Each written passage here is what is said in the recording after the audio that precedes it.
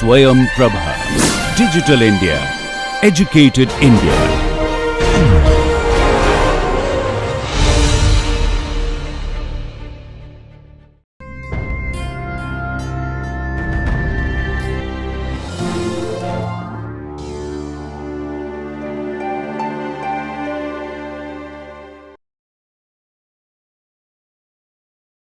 Why the electrons? I'm not hearing you well. Yeah, the previous slide. Why does the electron flow when ATP synthesis drops? That one. Yeah. So this slide. So why does the electron flow stop? See, let me go to the cartoon. Yeah. So the protons in the intermembrane space can return to the matrix only via this ATP synthase pump. So if this is blocked, that is, if you block ATP synthesis, then the protons don't return. So now the energy available from the electron flow can only create a certain a difference in the concentration between these two, beyond which what happens is the energy required to push any further protons across this will be more than what you get from the electron flow, because they both reach an equilibrium state. So energy available from the electron flow equals the energy required to keep this concentration gradient. So unless otherwise you allow protons to come through, there is no pumping that is going to happen. And that is why these systems, like when these are not going to pump, then the electron flow is also not going to happen, because the activity is dependent on the conformation changes on these complexes. Like for example, electron flow through complex 1 changes its conformation such that pumps the proton across. Now if the proton pumping is not possible, then it is going to remain in a locked position and it's not going to allow electron flow. So that is the mechanistic detail, but from an energy perspective, the energy available through this is at equilibrium with the energy required to maintain that high concentration gradient of protons. So is this clear?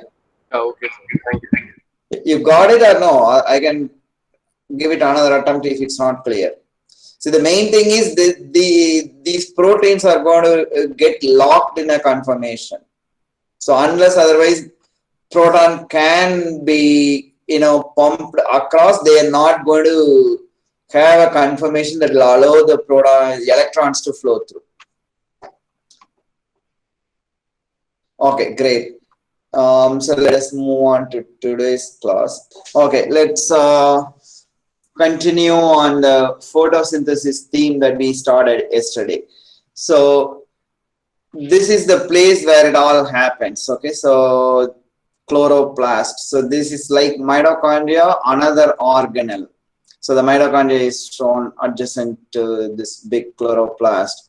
So both of these were independent prokaryotes long time ago. So this is an endosymbiotic relationship between eukaryotic cells and these two prokaryotes. So even at the cellular level, the most fundamental unit of your existence, you are not an individual. Okay, so that should be a humbling understanding of the facts. So even at the most fundamental unit, you are in coexistence. You are sharing with someone else. That is mitochondria if you are animal, and if you are a plant, then you are chloroplast and mitochondria as well. They have their own DNA also. So anyway, the photosynthesis happens in this structure called the chloroplast. So let us get a closer view of this chloroplast. So chloroplast again has an outer membrane and inner membrane, and this intermembrane space is not critical for us for the photosynthesis part. And for that, the mitochondrial intermembrane space equivalent is the space in this flattened discs. Okay, so each one of these discs is a thylakoid, and a stack of the thylakoid is a granum. Okay, so a stack of thylakoid are granum, and you have multiple grana in a chloroplast. And the protons are going to be pumped into that inner space of the thylakoid, and the machinery required for carbon assimilation reaction, they are going to be in the open inner space of the chloroplast, which is called stroma. Okay, not matrix as we saw in mitochondria. So this thylakoid, inner space of the thylakoid is where the proton gradient is going to be built. That is where the pH is going to be very, very low. So you're going to have a lot of protons there when photosynthesis happens. And it is going to flow across the membrane into stroma, this whole open space there. And that is the concentration gradient change via ATP synthase pump. And this is a transmission electron micrograph of an actual chloroplast. Okay, so before we go ahead with photosynthesis, we already saw how the relationship between the heterotrophs like animals and the autotrophs like the plants and some of the bacteria like cyanobacteria. So you have a cycling of matter, right? Carbon, oxygen, and hydrogen. So that is where we started with, and now what we are going to do is we are going to refresh very, very elementary physics about light. Okay, basic properties of light, essentially light absorption alone. So most of you have learned this multiple times by now in school and probably in your chemistry and physics courses here. So a photon is a quantum of light, and when a molecule absorbs a photon, an electron gets lifted to a higher energy orbit, and we call that excited state. And this is an unstable state, and it readily comes back to its normal orbital, and that is ground state. And during this returning trip, the energy absorbed is dissipated in the form of light. Usually that is at a higher wavelength than the wavelength at which the original absorption happened, and that we call fluorescence. And sometimes it is heat, simply the molecular motion is the cause the heat, or sometimes this may be used to do a chemical work. So this is what normally happens when a chromophore, that is a molecule that can absorb light, undergoes when you have when you shine light on it. So remember these two terms, excited state and ground state. So the part of this principle that is really important for photosynthesis is given here. Here what actually happens is, instead of that energy dissipating in the form of light or heat, here that is a part of that is transferred to an adjacent molecule. Okay, direct transfer of excitation energy from one molecule to a neighboring molecule. That is what is crucial for photosynthesis. And that quantum of energy that is transferred from one excited molecule to a neighboring molecule is what we call exciton. And the transfer of that we call as exciton transfer. So this word exciton and exciton transfer are key for photosynthesis. Okay. So this is not the quantum of energy that lifted electron to a higher orbit. This is the quantum of energy that is transferred from such an excited molecule to a neighboring molecule. That is what is exciton. So clearly remember the difference between exciton and photon. And the process of transfer is exciton transfer. Here the energy is not dissipated in the form of fluorescence or molecular motion or in doing any other chemical work. So what are these chromophores that are responsible for photosynthesis, and that is what we are going to look at here.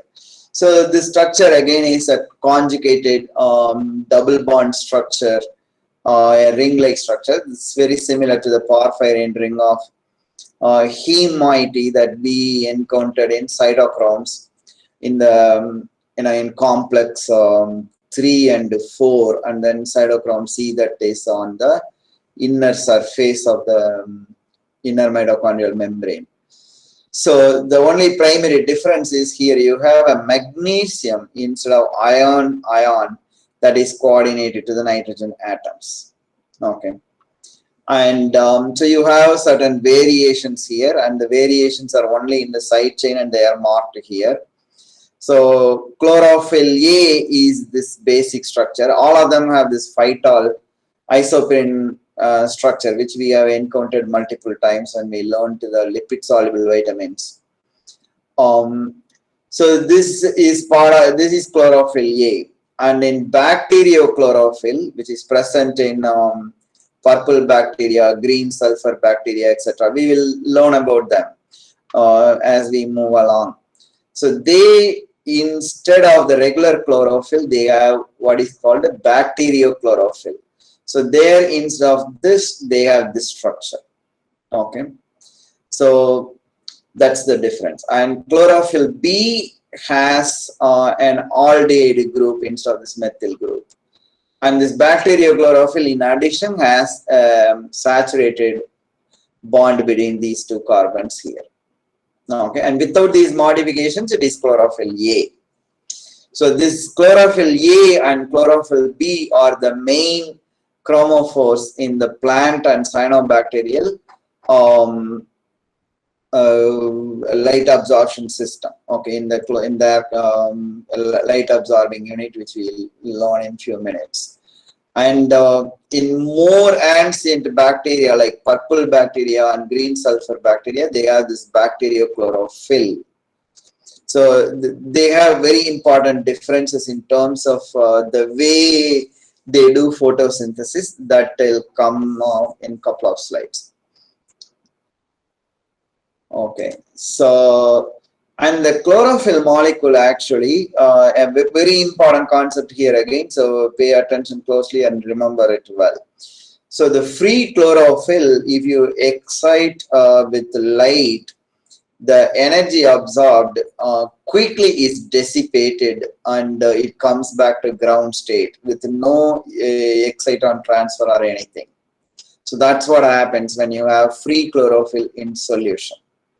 But on the other hand, in the thylakoid membranes, the chlorophyll molecules as well as other pigments that we are going to learn, they are all part of protein structures, and they are all oriented in very specific way such that before the energy can dissipate, it gets transferred to an adjacent molecule.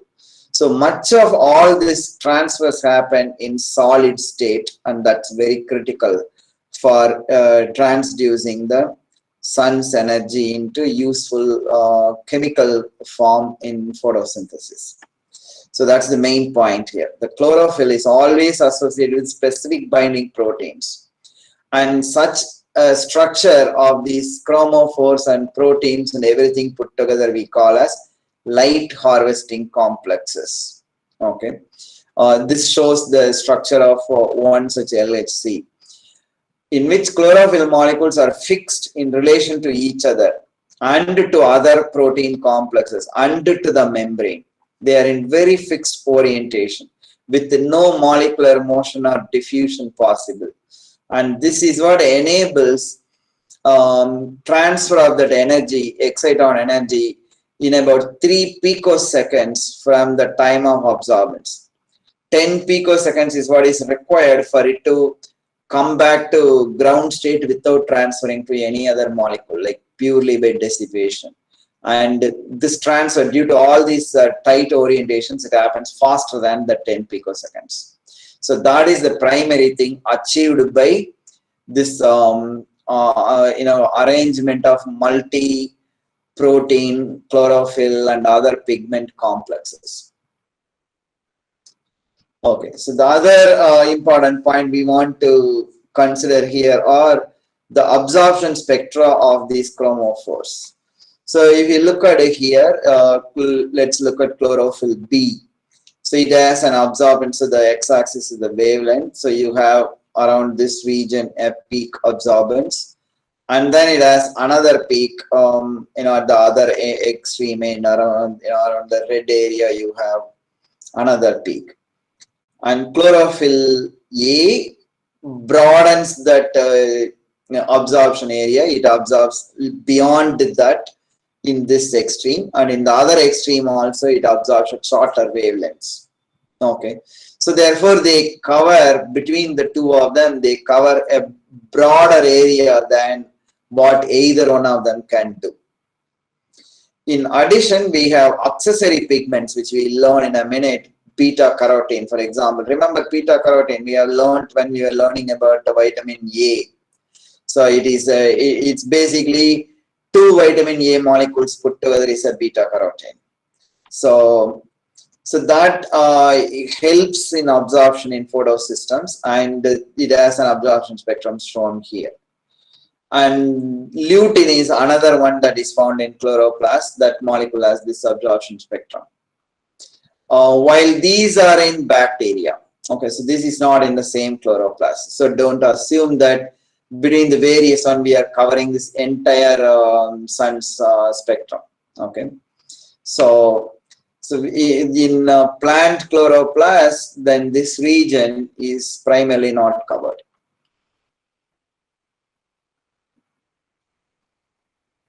Okay, so this is one more important concept.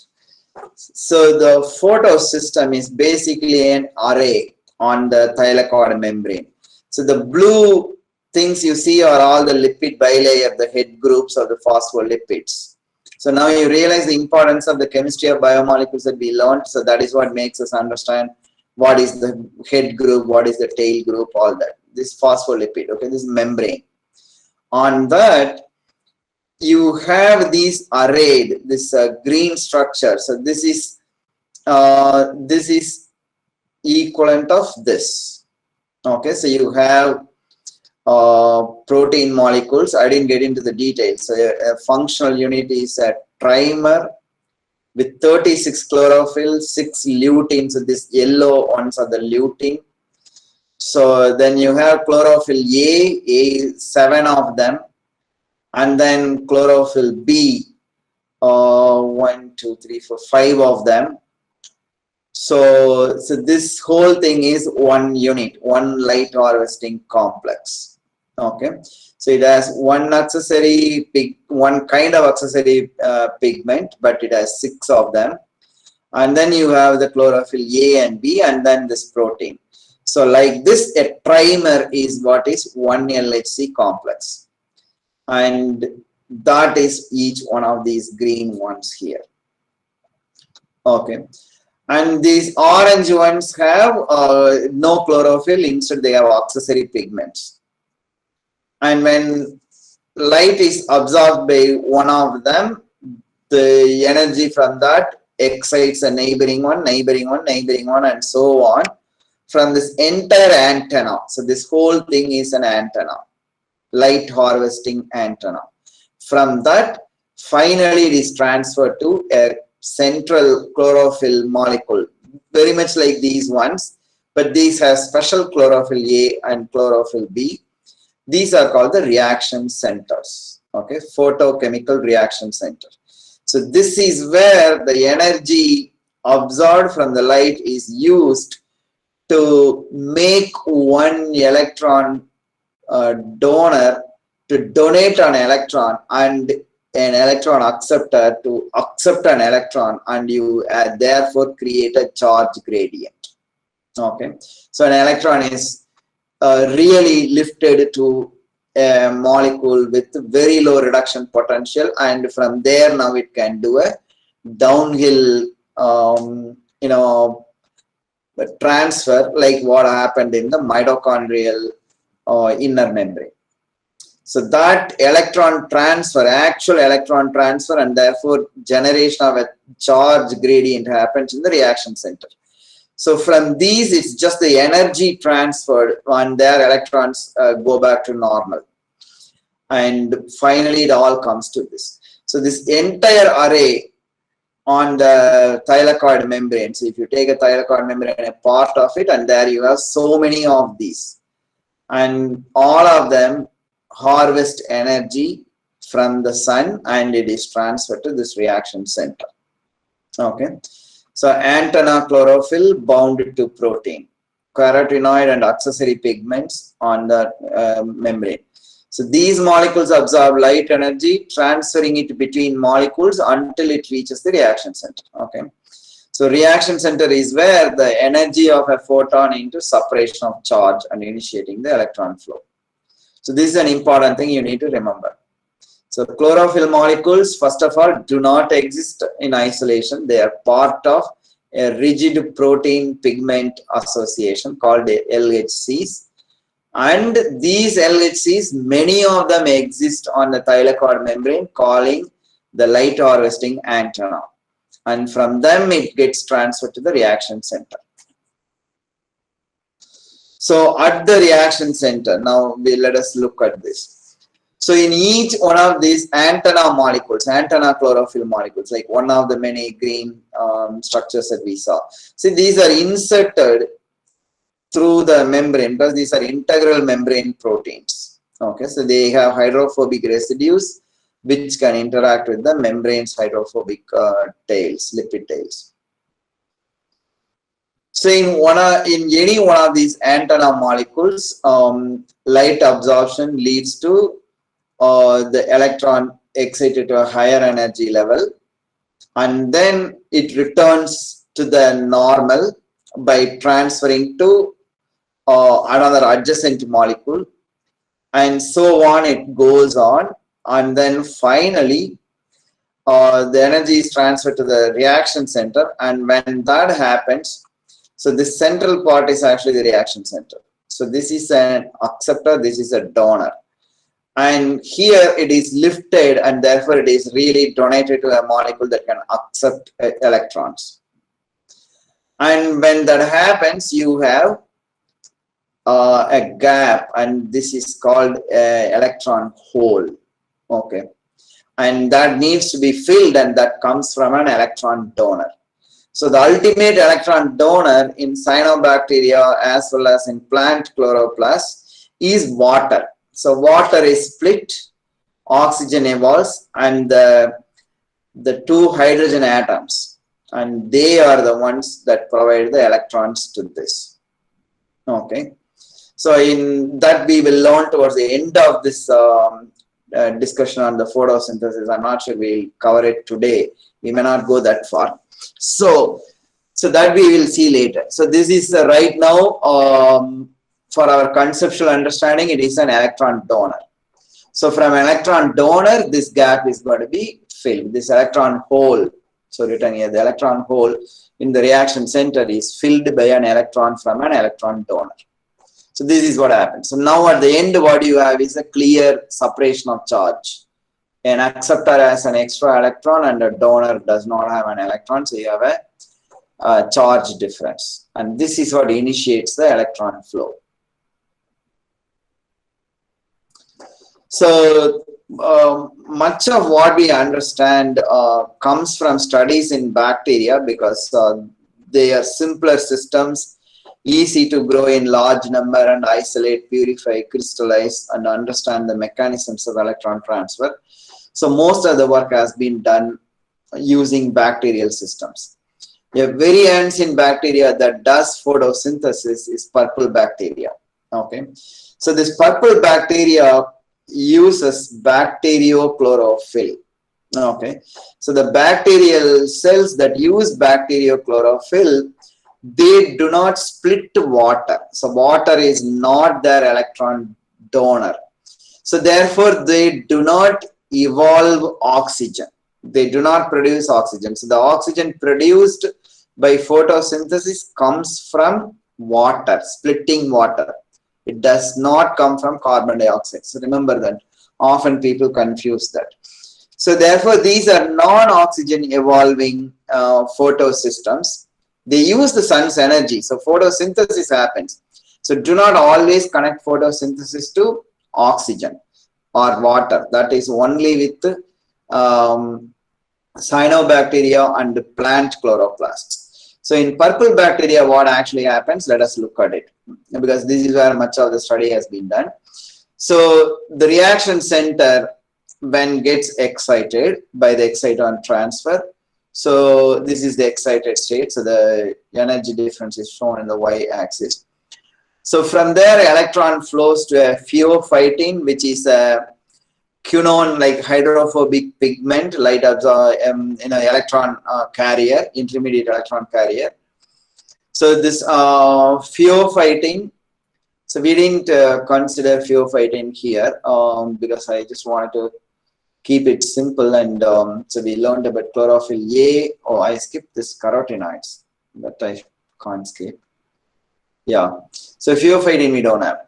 But a book has it. I just omitted some of the structures from the bacteria because that you need not learn all of that. So beta carotene is important because these accessory pigments called carotenoids extend the range of light absorption by chlorophyll A and B. So they also transfer it to the reaction center. So this is the structure of beta carotene. This we are seeing for the second time. We saw this when we learned about vitamin A. You know, this all trans retinol and 11 cis retinol and retinoic acid, all that we learned, and that's precursor is beta carotene. And this is the structure of lutein. So these molecules also help in light harvesting. So instead of those kind of molecules, you have pheophytin in this purple bacteria. So that is the one first accepts the electron from the reaction center, and then from there to plastoquinone. So this is like ubiquinone like molecule. From there to cytochrome BC1 complex. This is more like the mitochondrial complex 3, which is transferring electrons from ubiquinol, that is the fully reduced ubiquinol QH2 to cytochrome C. This that complex probably evolved from this. This is a more ancient structure similar to the cytochrome, so the complex 3. And from there, it flows to cytochrome C, very much like what happens in complex 3 in mitochondria. And from there, it goes back to reaction center. So the excited electron actually goes around and comes back. So there isn't actually an independent electron donor. The same thing returns back here. In chloroplasts and in cyanobacteria, a water molecule would have been split and the electron from that would have come to fill this gap in the photosystem. Whereas in purple bacteria, it is the same thing. But this downward grade flow, that energy released from that is used to pump protons. Just like complex 3 in mitochondria, this pumps protons across the membrane, bacterial cell membrane to periplasmic space. And from there, when the proton comes via ATP synthesis, it makes ATP. So that is how this bacteria harvests energy from sun's light. Okay. So it uses the spelling for pheophytin, quinone, they are all here. So here there is no oxygen evolving. So remember this, do not always associate photosynthesis with splitting water. So that happened later, primarily because when these bacteria are originally growing in an aqueous, like marine environment, the abundant molecule available there is water, although it is a poor electron donor. And when they evolved a mechanism where they could use water, they switched to water. And that is how water became the electron donor in later organisms, in cyanobacteria and so on. And that allowed them to spread into the ocean. They need not be in a specific place. Like for example, the other bacteria we are going to learn, the next system uses H2S, hydrogen sulfide. So the hydrogen sulfide is available in only deep sea vents, like hydrothermal vents that exist, and there only you have H2S, and these bacteria can grow only there. But the moment they switch from H2S to H2O, then H2O is an ocean full of H2O. So literally, so then they can spread around. And that is how oxygen started accumulating in the atmosphere. Okay, so oxygen did not exist in the atmosphere before photosynthesis happened. So all the oxygen in the atmosphere came from splitting water and evolving oxygen. So the next one that we are going to see is a slight variation in this theme. Okay. Okay. Before going into it, we need to understand this structure of this photosystem. So that is shown here. Okay. So this has so the main structure. So this is the cytochrome C part. So ignoring this yellow, cytochrome C having 4 heme groups. So the heme alone are shown here with the electron flow shown by the blue arrows without the protein side chain. So this has the protein side chain. So within the membrane, you have 3 of the polypeptides. So the gray, and then you have the blue shown here, and then this orange color. Okay. So among them are oriented. So this, the green structure is actually the heme moiety, the chlorophyll, bacteriochlorophyll. Okay, so this bacteriochlorophyll is distinct from chlorophyll A and chlorophyll B in that the bacteriochlorophyll containing systems do not use water as the electron donor. So these pigment molecules are associated with these proteins, like the blue one, orange one, and the gray one. So 3 of them. So here you have the electron flow diagram along the molecule. So you have the cytochrome C. Then so the number here indicates the time taken for the transfer. This is 270 nanoseconds from cytochrome C to this chlorophyll, bacteriochlorophyll.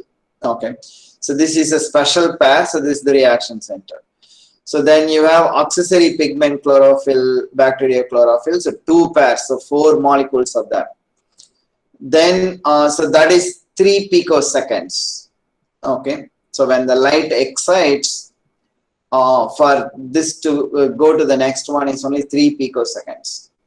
Then by the time it comes here, it is 200 picoseconds. Then very quickly it goes to this, and then finally from this quinone, it is going to go to the cytochrome C, and then finally to this. So let us go through that again. So this is the starting point. Okay, so light on the reaction center. Then to the next one, pheophytin, and from pheophytin to QA, and then via this ion you have the QB, and then from this to the cytochrome C. Okay, so it starts here and then it flows here, and after that it is not flowing. It's like coming back to this. So which is the same as here. From cytochrome C, it goes back to the center. Okay. So that is the electron flow through this reaction center in purple bacteria, having bacteriochlorophyll. So essentially this has 2 pairs, like 4 bacteriochlorophylls. One pair is in the reaction center, another one is the accessory pigment. So this structure was solved by these 3 scientists whose photograph and name are shown on the left. So this is where we have learned much of how the photochemical reaction centers work. And this is green sulfur bacteria, slightly more sophisticated than purple bacteria. What it does is, it does the same thing. An excited electron, the wavelength is different here. And this, from the excited reaction center, electron flows via in quinone to cytochrome BC to cytochrome C back to the reaction center, generating a proton gradient. But at the same time, some of the electrons transfer to ferridoxin, a ion sulfur center. Remember, we learned about the ion sulfur centers in the mitochondrial oxygen electron transfer as well. From there to NAD reductase, ferridoxin NAD reductase, where you generate some reducing equivalent. Okay. And this could be used in dehydrogenation reactions to oxidize other molecules to obtain energy. So this is a little sophistication over the previous one. So this in the plant and cyanobacterial chloroplasts is equivalent to what we are going to call as reaction center type 1. And the previous one is equivalent to reaction center type 2. So both together we will see in chloroplast, cyanobacterial photosystem. Yeah. So this is the more complex ZT scheme of the photosystem that operates in cyanobacteria and plants. So most of what we study come from the cyanobacterial photosystem. Okay, so that's less complex than the plants. So these two photosystem organisms like cyanobacteria, they use oxygen here. Okay, so this we did not see in the previous diagrams. In the previous diagram, from cytochrome BC1 complex, you get to cytochrome C back to the reaction center. Here that does not happen. Instead, it goes to the next system. So the two photosystems work in tandem. So we call this 2 first and 1 second. It is primarily because of the evolutionary history of characterizing this later and this first. So see, from one photosystem, it actually goes to the next photosystem. So electrons do not return. And this, as usual, pumps the proton, and therefore you get a proton gradient produced.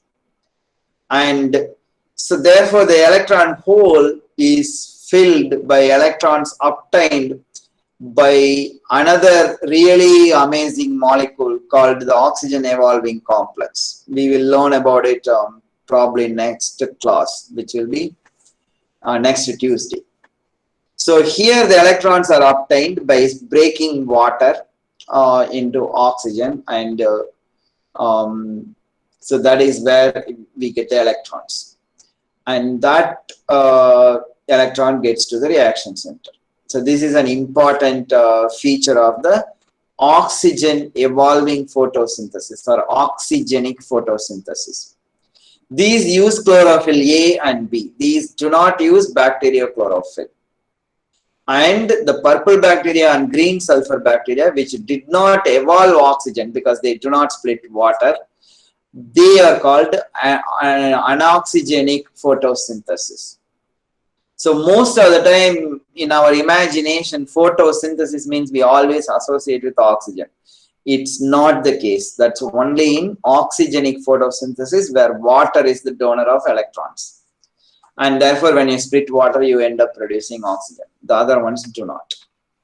So here, the excited electron goes via pheophytin to these, plastoquinone A, plastoquinone B, and then to cytochrome BCF complex, which pumps proton, and then to plastocyanin, and from plastocyanin to the photosystem 1 reaction center.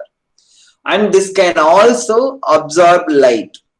So it gets excited by both the exciton transfer coming from this, in terms of the electron here, electrons coming from here, as well as the light absorbed here. So, and it reaches to the excited state, and from there, then via these accessory chlorophyll, and then phylloquinone to iron sulfur to ferridoxin NADP reductase. Remember, this is like the structure we saw in green sulfur bacteria, photosystem 1. And this is more like the photosystem 2, purple bacteria. So that's why they have kept the same color theme here. Okay. So, and it ends up producing a reducing equivalent. So here it is not NAD, instead it is NADP, and therefore it gets reduced to NADPH. So this is what gets accomplished.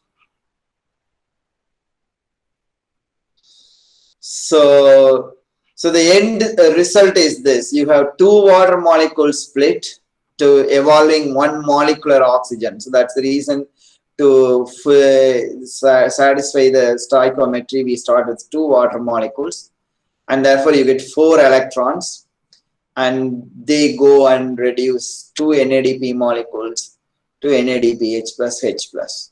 Okay, and the energy is provided by 8 photons absorbed by the antenna as a whole. So now to look at the structure and mechanism of these photosystem reaction centers. So photosystem 2 of cyanobacterium looks like this. This is a schematic. Okay, it's a really complex structural biology exercise, crystallizing these membrane proteins, solving the structures, and knowing where which amino acid side chain is. It's a Herculean task, and people have done this. So much of power of structural biology actually has been directed on these really fundamental biochemical protein systems in mitochondria and chloroplasts. So here, this portion we will study separately in the next class. And today what we are going to actually focus on the importance of tyrosine again. We'll see later. So this complex actually has reaction center has 3 identical structures, D1 and D2, and the D3 is not visible here. So this is just one portion of it. Like this, you have 3 complexes. This is the monomeric form that is shown here. Like this, you have 3 of them. So this monomeric form has got 2 subunits, D1 and D2. Subunit meaning 1 polypeptide chain. This one polypeptide chain, this is another polypeptide chain. Although these are identical, the electron flow happens via only one of them, as shown in this diagram here. So electron obtained from water. So I'll talk about this manganese ions importance in detail when we go there. And from there, the electron via the tyrosine residue gets to this chlorophyll molecules. Okay, this is the special chlorophyll at the reaction center. From there to pheophytin to quinone 1, then quinone 2 via this ion, and then from here it goes to cytochrome BC, this complex 3 equivalent here, and then to plastocyanin. Okay, that is this structure.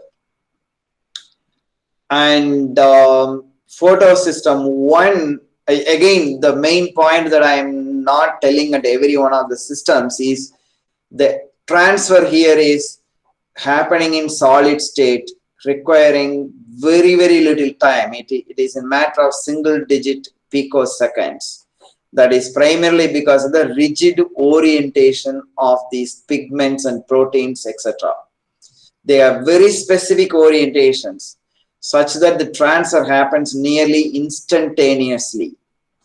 There is no chance for diffusion of molecules and therefore limitation by the diffusion rate. That does not come into play here. The whole thing happens in solid state. And so this is a cartoon view again of photosystem 1. Okay, the previous one is photosystem 2. So this is the one that has 3 identical complexes. Okay, and each complex has 11 proteins. So we are not going to look at the individual proteins here.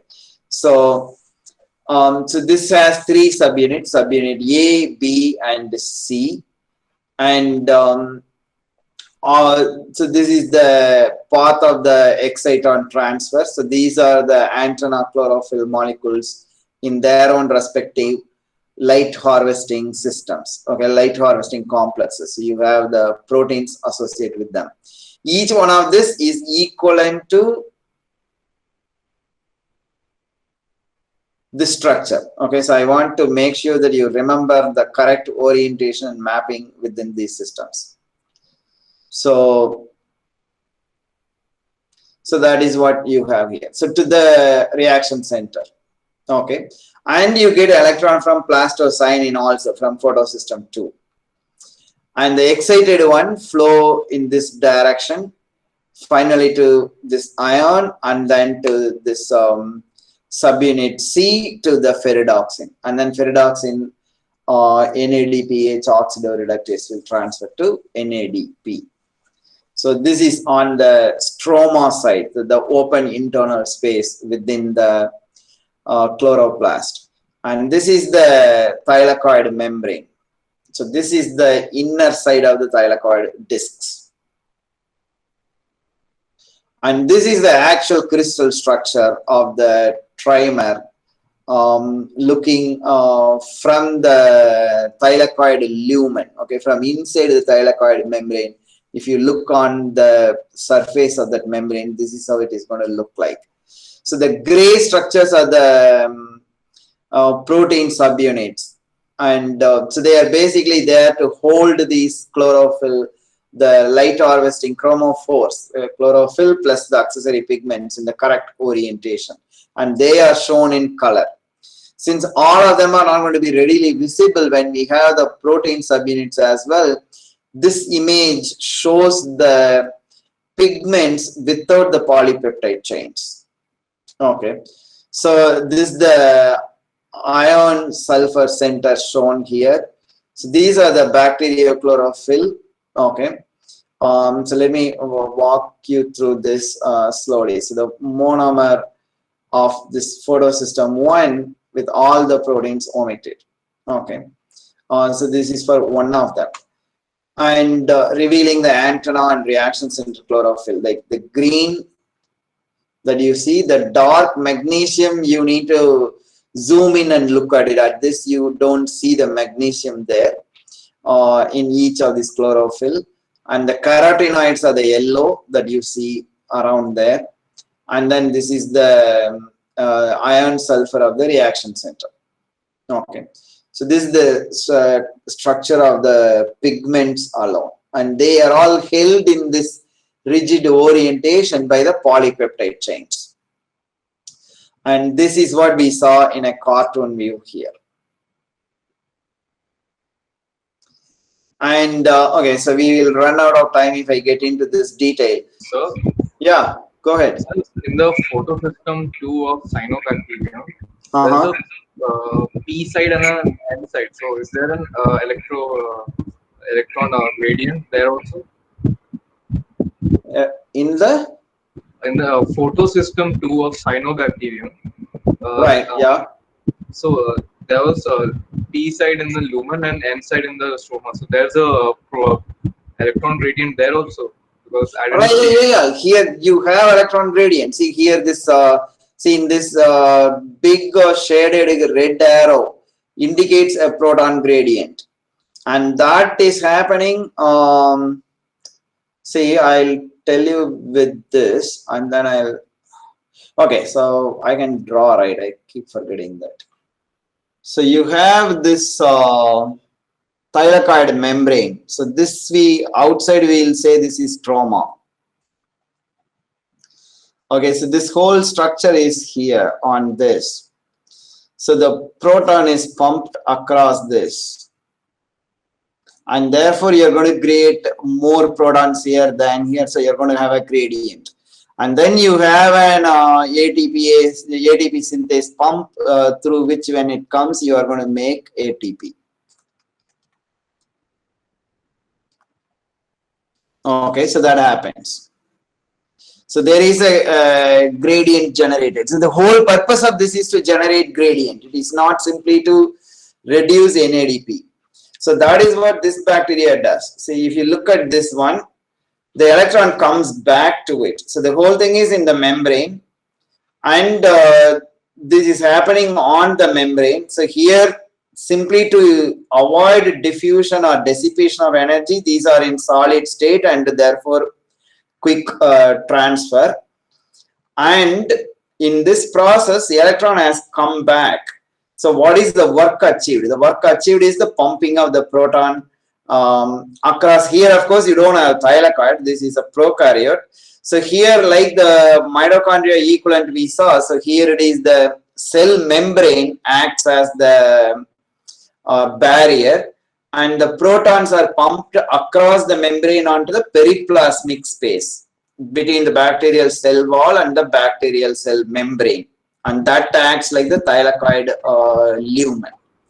And from there it comes back to the cytoplasm, and that's when you may have the ATP synthesis happening in purple bacteria as well as in green sulfur bacteria.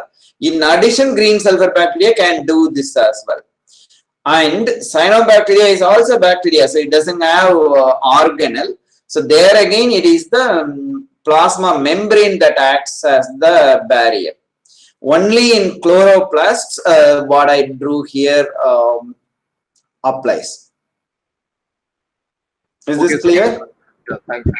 Okay, no problem. So any other questions?